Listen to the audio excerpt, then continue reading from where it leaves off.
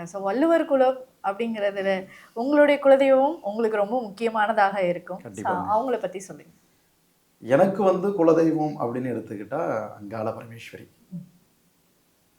குலதெய்வம் எனக்கு அங்காள பரமேஸ்வரியாக இருந்தாலும், அவங்கள நான் வந்து வணங்குறத வந்து நிறுத்தினதே கிடையாது. என்னுடைய தெய்வம் வந்து சுத்த சைவங்க. அங்க வந்து பலி குடுக்குறது, அந்த மாரி விஷயங்கள்லாம் கிடையாது. இன்னைக்கு அவங்களுடைய அனுகிரகம் இருக்கிறதுனால தான், இவ்வளோ சோதனைக்கு நடுப்புற நான் வணங்குன இத்தனை தெய்வங்களும் எனக்கு அருள் செய்வதற்கு என் குலதெய்வம் வந்து அனுமதி குடுத்தது ம். அப்படிங்கிறது அதுல ஒரு சூட்சமங்கள் இருக்கு. அவங்கள விட்டுட்டு நான் வேற எந்த கோயிலுக்கு போய் என்ன என்ன பண்ணாலும் அது பலன் கிடையாது. அப்ப அவங்க அனுகிரகம் இருக்கிறதுனால தான், அவங்க அனுமதி குடுத்ததுனால தான் இந்த மத்த தெய்வங்கள் எனக்கு வந்து கூட நின்னாங்க. அப்படிங்கிறது ஒண்ணு இருக்கு. அடுத்தது வந்து பார்த்தீங்கன்னா, குலதெய்வம் எனக்கு அங்காள பரமேஸ்வரியாக இருந்தாலும், எனக்கு இஷ்டமான தெய்வங்கள் அப்படிங்கிறது நெறைய பேர் இருக்காங்க.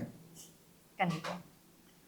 அதுல வந்து பரம்பொருளாகிய பரமேஸ்வரன நான் ரொம்ப ஆத்மார்த்தமா எனக்கு ஒரு காலகட்டத்தில எனக்கு அவரு தான் அப்பான்னு சொல்லிட்டு இருப்பேன். ம். சண்டைலாம் போட்டுருக்கேன். ஓகே. நீ பாட்டுல எனக்கு வந்து ஒரு பிறவி குடுத்துட்டீங்க. எனக்கு ஏன் இந்த ஒரு பிறவி? அப்படிங்கிறதெல்லாம் நான் அவர்ட்ட நெறைய புலம்பி அழுததெல்லாம் உண்டு.